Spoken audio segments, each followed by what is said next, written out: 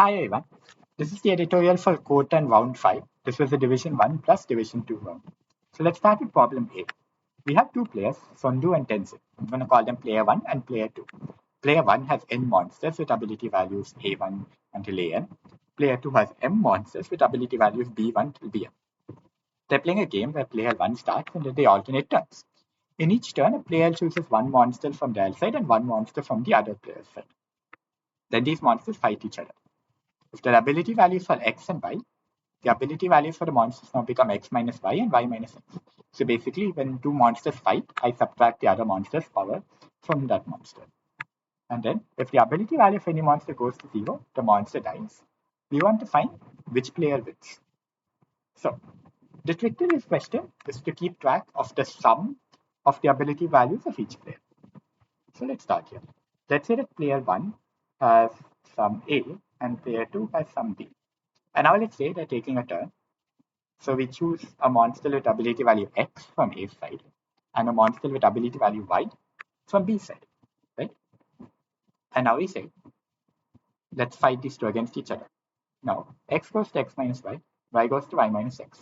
If X is greater than Y, then this stays the same, whereas this goes less than 0, so it just goes to 0. If Y is greater than X, this stays the same, and this goes to 0.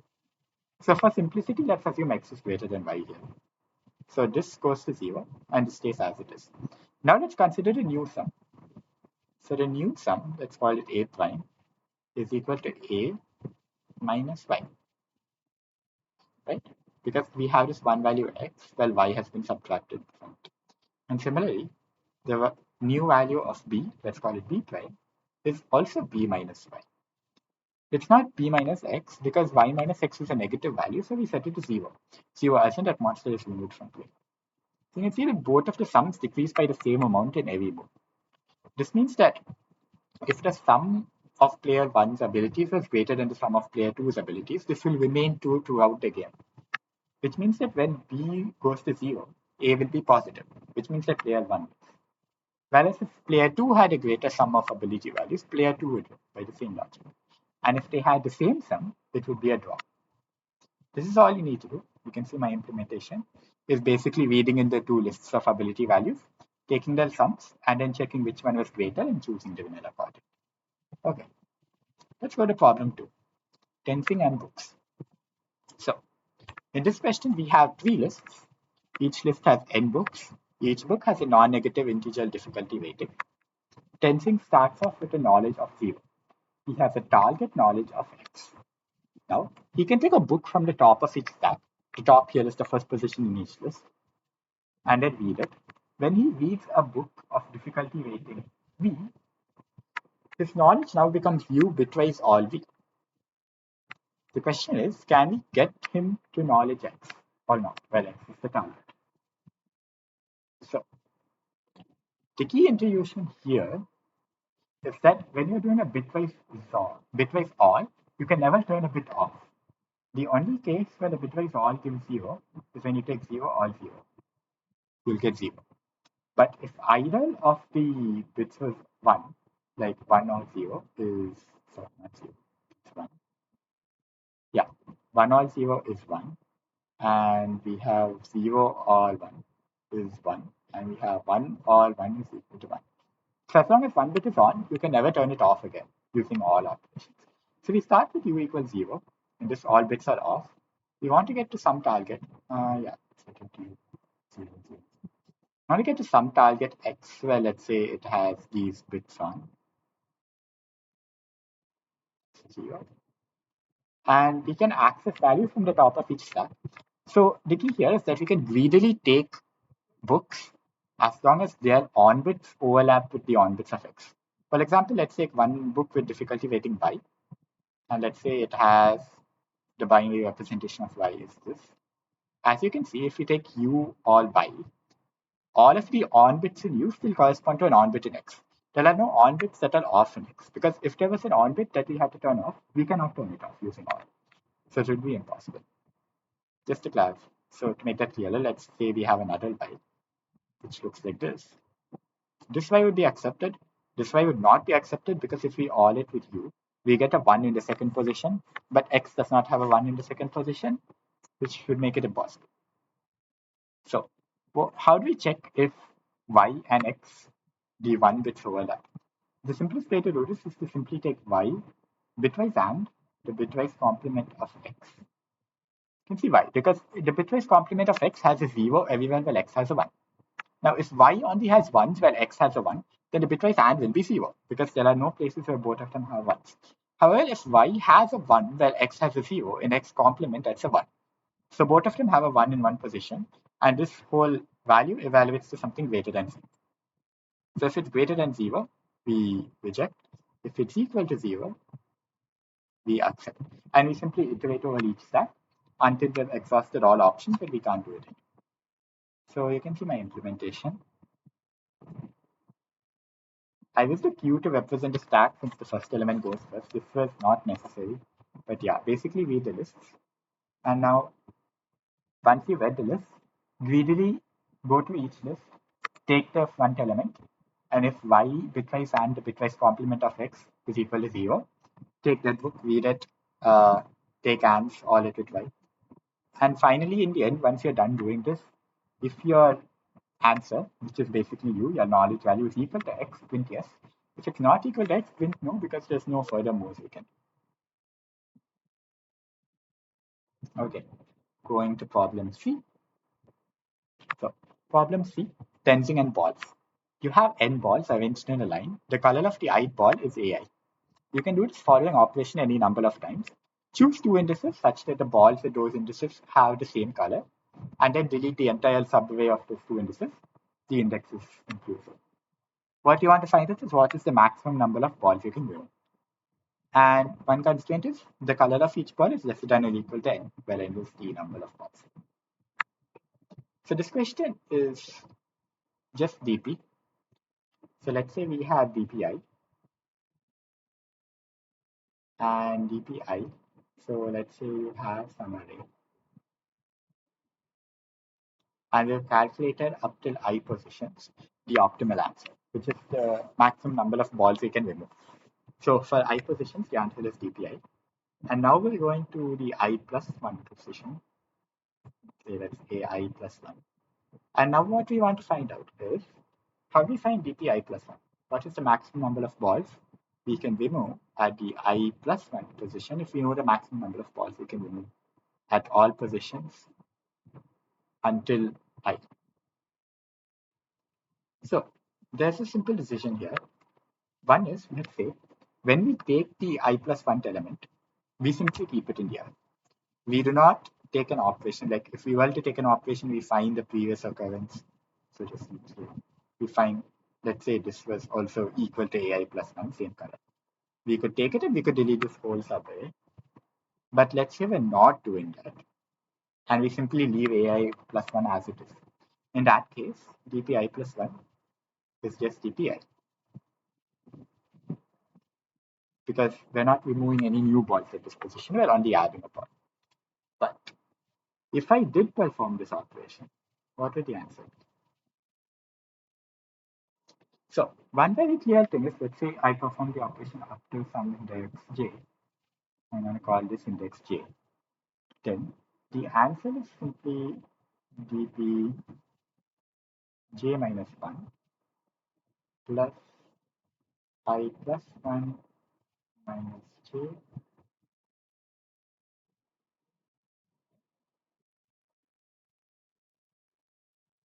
I plus 1 minus j plus 1. So this is the length of this subarray. And this corresponds to the optimal answer until here. So the maximum number of balls we can remove before j, and then all the balls from j to I plus 1 are being removed. Right? So this is our answer if we were to remove up till j. But now there's one question. Let's say we had an array which looks something like 2, 2, 2, 2. On the last one, I had to compare here, then I had to compare here, then I had to compare here.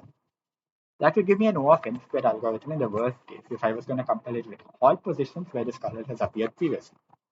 So we need to optimize. And it turns out this optimization is very simple. We only check for the last occurrence of this color. So let's say j, then there was no j here. If there was some j here, such that these two have the same color, then I don't check up to here. I only check up till here. And the reason for this is, let's say it is optimal in the final answer to have this entire segment removed. If that is the case, then in the optimal answer until here, this segment will be removed. Right? You can prove that mathematically. So, and if this segment was to be removed, once I come to I plus 1 and I see the last one is here. So I know that this index is now part of a segment that's being removed in its optimal answer. In that case, I simply say, okay, I'm going to add it. When I add this segment, it basically means I take this and whatever this index is linked to, which is here, I take these two and delete this entire segment. This is only if this was part of a segment. If this was not part of a segment, let's say JJ, and I say the optimal answer here is to not remove, but to keep this index here, then when I come to the next column, I say the optimal answer is either to remove this segment, but it's not to remove this segment. Because if the optimal answer featured removing this entire segment, then the optimal answer up to this point should have been to remove this segment. So the only thing we need to do is check the last occurrence of that color. We can do that. So let's say we keep an array last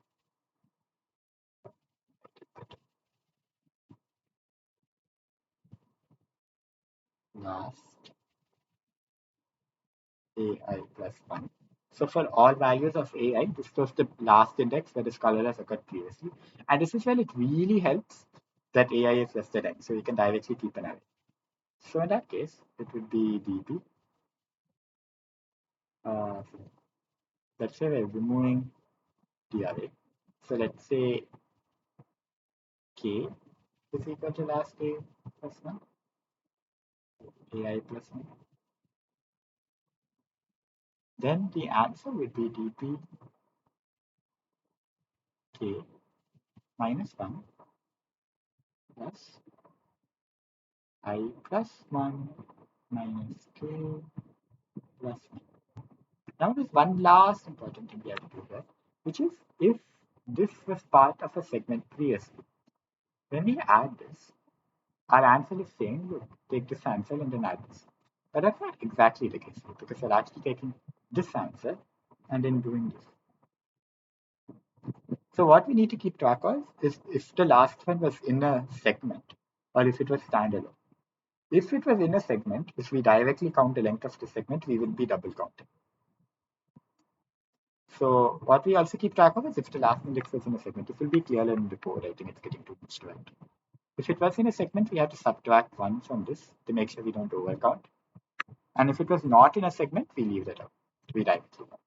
I'll go into the code and explain with that. So I start with reading the array A. Then I set up an array last, which stores the last.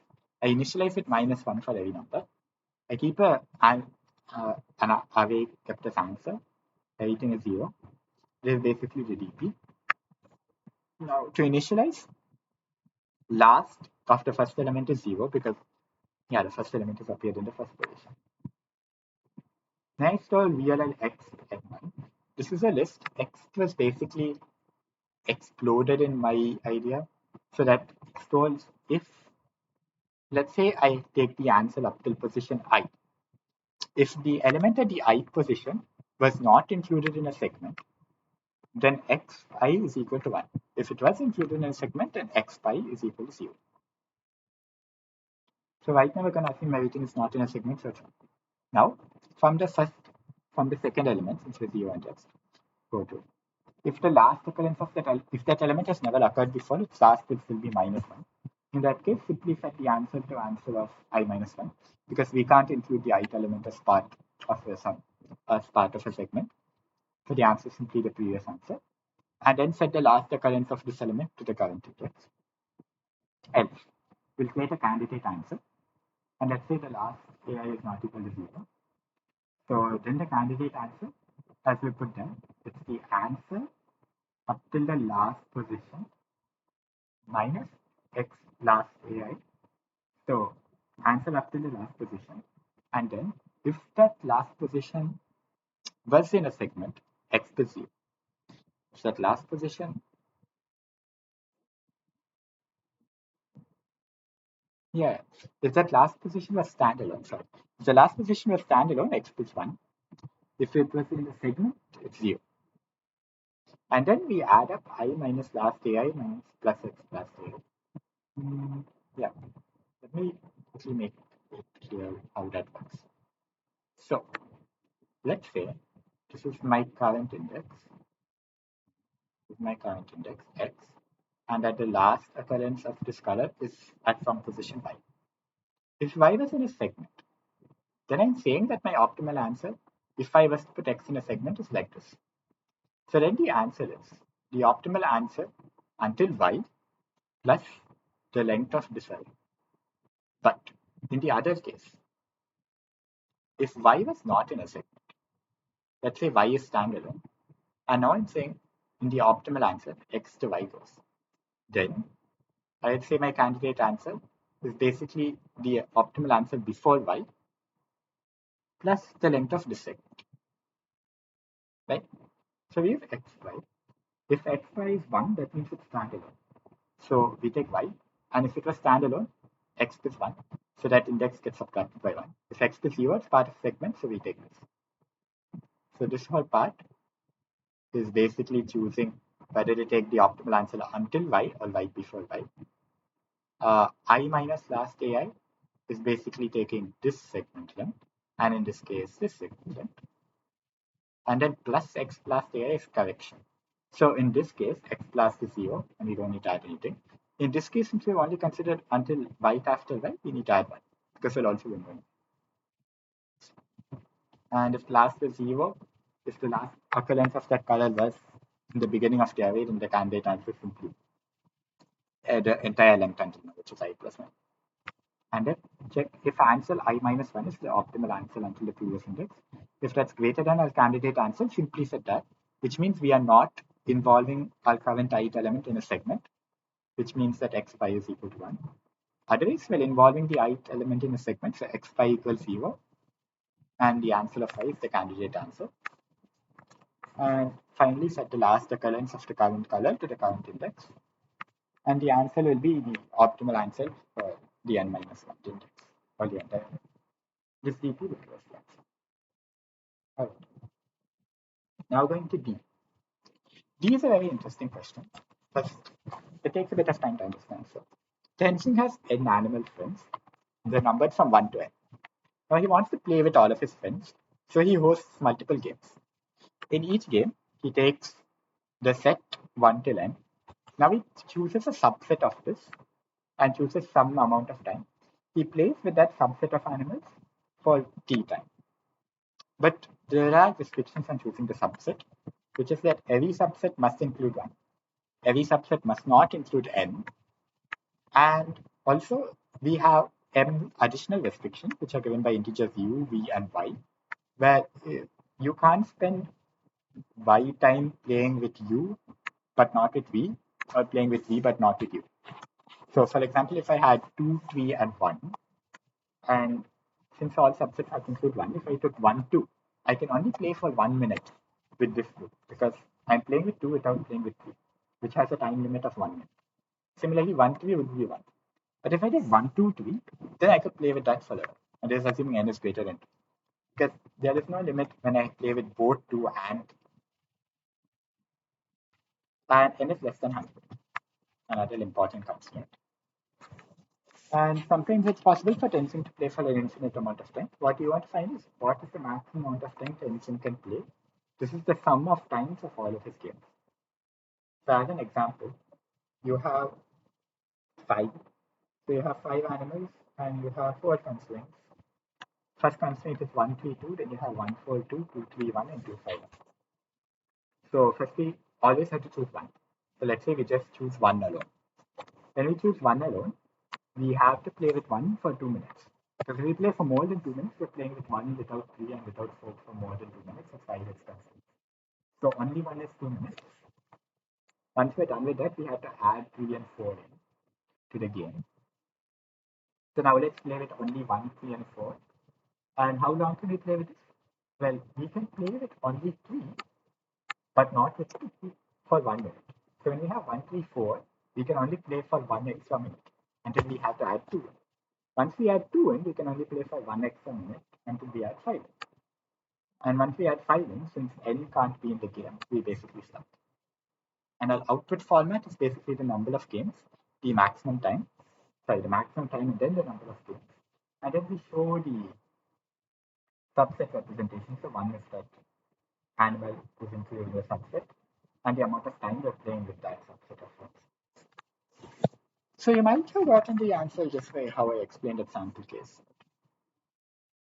Let's go into details and give the introduction. So we always start with one, playing alone, because one must be included in all the subsets. Now let's say one is connected to, let me just take the sample case itself. So one is connected, we're going to represent the constraints in a graph. So if I have a constraint between two numbers u and v, I put an edge between them, and that edge has weight y. So there's an edge between 1 and 3. This edge has weight 2. Similarly, there's an edge between 1 and 4, which also has weight 2. And then from 3 to 2, I have an edge with weight 1. And from 2 to 5, I have an edge with weight 6. Now let's look at how this starts, how the entire sequence goes. So first of all, we start with 1. And what is the maximum amount of time we can play with 1 before having to add another character? It will be the minimum of all the edges connected to 1. So in this case, we can play for 2 minutes. And then we have to add in 4 and 3. And then what is the maximum amount of time we can play until we have to add one more person? It will be the minimum of all the edges from 3, 4, and 1, and any uncompensated. So in this case, it's 1, and then we have to add in 2. And then once we add in 2 again, we only have 1 minute until we have to add in 5. Now, just to give another quick sample case, let's say we had 1, and we had a constraint where 1 and 3, 1 and 3 is 2. So you can only play with 1 and not with 3 for 2 minutes, or 3 and not with 1 for 2 minutes, but not more than that. And 1 and 4 is 3 minutes. So how would this work? First, you would play with 1 for 2 minutes. Then you would have to add in 2. And then at the third minute, you would have to add in 4. So what it would look like is 1, 0, 0. Yeah. We're also ignoring the second constraint right now. The second constraint is that you can never include n.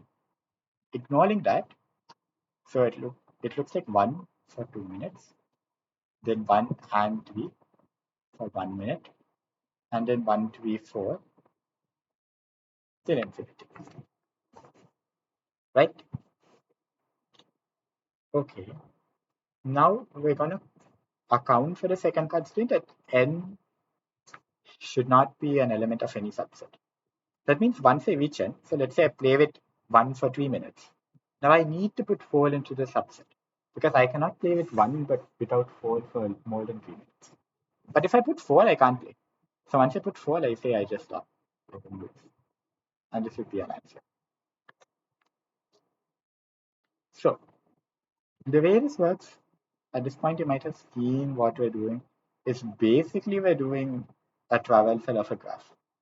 So let's say we have some graph here with these nodes, 1, 2, 3, there's a 4, there's a 5, and here there's a 6. What we're doing is basically jigsaw algorithm. So we're finding the shortest path to each node. So a way to visualize this is, let's say we start at 1, and then these edges all. So after 1 minute, I basically set some paint or some water flowing from 1. And after 1 minute, it's covered 1 unit in each edge. After 2 minutes, it's covered 2 units in each edge. After 3 minutes, it's covered 3 units. But if an edge was only 3 long, now I reached the next element I have to add. And 1 was always added. So these two are 3, I have to add 2 and 2. Then the next, again, I flow out 1 unit of paint from all edges. This edge is between two already visited edges, so it's not counted. But again, flow out paint from all the painted edges. So The next instant of time you had to add 4, and the next instant of time you would add 1 here, and then you would add 6, and then keep adding here until you get to 5. But once we get to 6, we can't play any more games because we can't include 6 in the overall array. So as soon as we reach this point where we have to add in 6, we stop the entire algorithm. Until then, we basically do a jigsaw. There are two ways to do this. You can do it in O of n square, but I did it in O of n log n with a priority queue. So we start by pushing 1, and then we push edges in by pushing the distance and then the target node, right? So let's say how jigsaw would work here is, let's say I have an edge with weight 2 to 3, an edge with weight 4 to 2, and an edge with weight 1 to 4. Okay. So my priority queue in the beginning, I'm only pushing adjacent edges to 1. So I'll have a pair that is 2, 3. That tells me that if I spend 2 more minutes, I will have to add in 3. And there's also a pair 4, 2, which tells me if I spend 4 more minutes, I'll have to add in 2. 4 minutes from the start of the game. Now, since it's a priority queue, it sorts and takes the minimum element first. So the minimum element is basically the closest element in this case, since pairs are sorted by first element and then by second element. So we take this, we go to 3, and now we look at 3 and we see there's one more adjacent unvisited element, which is 4. Note that the current time is 2 seconds, and it will take 1 more second to go to 4. So now I push 3, 4 into the priority queue, and there's still 4, 2.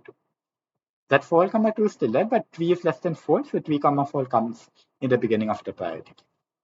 Now, I again take the first element of the priority queue, which is here 3, 4, and I look at it. There are no unvisited adjacent elements, so I can stop. But this is 4, and we have 4, n is equal to 4 here. Since it's the last element, instantly start. This means all games up until 3 are counted.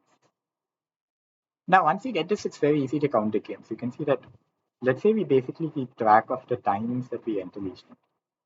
So it would look like 1, we entered at 0. Then we added 3 at 2 minutes. Right? So at 2 minutes, we switch 3 on. And then at 3 minutes, we switched 4 on. And then we terminate it because 4 is on. Right? To convert this to the format given in the answer, we simply need to take the difference of each of these times. So what this tells us is that we took the state where we were only in 1, we stayed in it for 2 seconds. Then we took the state where we're only in 1 and 3, and we stayed in it for 1 second. And then we stopped. We're not considering the last one because that's where we terminate. So this is what our answer looks like, and it would be 3 seconds and 2 games played.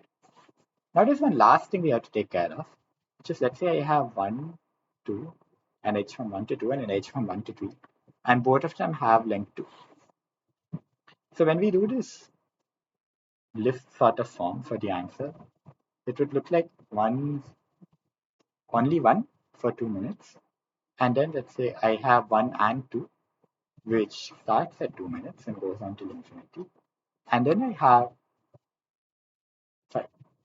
only 1. So this segment I started at 0. Only 1 and 2 is started at 2 because at 2 seconds we reach here. But until 3 is also started at 2 seconds because we reach here. So in this case, we never actually have any time in this 1, 1, 0 state because we're spending 0. But a very simple way to eliminate here is, once we create our differences, so here we can just eliminate all states with 0 seconds. And this difference is the amount of time we spend in each state, is the time between the starting of that state and the starting of the next state. If the state has 0, we can simply remove it from the answer at the end, and then report whatever list we get of these as the answer. So here's the implementation I've done. To store the answer, we store a vector of pairs of strings and integers or numbers. Read in INM. Then we read it into a graph. So read UVW, put them into an adjacency list where each pair represents the node it's adjacent to and the weight of the edge. Set up a priority queue of pairs of integers. and then set up an array this. This basically tells me if I've visited or not. So for example, here when we have a cycle, this is very helpful because it stops us from double counting tree. So we set with 0 to 2 because technically we're considering nodes from 1 to n. Oh, there's one more constraint I forgot to mention. So let's say our node is not, our graph is not necessarily connected. So let's say we have 1, 2 here, and we have 3 completely separate. In this case, we can play for infinite time because no matter what the edge weight here, I play with 1 for 2 minutes. Then I play with 1 and 2 for infinite time, and I will never have to include 3. And since I never have to include 3, I never have to terminate. So in the end, we have to check. Once we're done, we start with 1, we traverse. And if we cannot reach n from 1, we can play in for infinite. So that's another important use of this. And then we store the current answer, set the current answer to all zeros first, and then push in 0. So we're starting at time 0 and 1. We're starting with mode 1 with a flag. We'll show why the flag is useful later. The flag basically tracks once we reach n to stop completely. Now, while the priority queue is not empty, take the top element, pop it, take the distance. Now, normally C++ gives a max priority queue, so to make it a min priority queue, I basically put the negative of the time. So taking the maximum will give you the minimum magnitude, which is why I use another negative here to counter it. Then V is the next element. If you have already visited V, just skip the rest of the processing. Otherwise, set visited V to 2. Now, set the current answer of V minus 1 to 1. So basically, current answer is the string, and we've added our node V. So V goes to V minus 1 for 0 based indexing, and set that from 0 to 1. And now push back into the answer, current answer, and D. Well, D is basically the current time. So we're starting a new subset at this time. If V is equal to N, now set the flag and completely break. Otherwise, go over the adjacency of V and then push them into the queue. You can see that we push with the current time plus the weight of that edge and then the whole thing negated. Finally, repeat. In the case that we've not visited some number and flag is not true. So we've seen that we hit flag only if we hit n. If we don't hit n, flag is false. Flag is false. And if anything had a visibility false, so we've not visited that, then the answer is infinity because we've not reached n. That's basically what we should do. Then set up final answer. And what I've done is instead of directly removing, as I've shown here, you remove those with 0. I basically check if two of them have the same second element, which is the starting time, skip processing. Otherwise, into the final answer, which is again a list of pairs of strings and integers, push the string and the difference of the starting time. And then for length, yeah, length is basically the total time. Now, for the final answer, see out the maximum total time, the size of final answer, which is the number of games played, and then overall final answer, iterate and see out the strings representing the subsets and the number of times those games are played. That'll give you an answer. Thank you.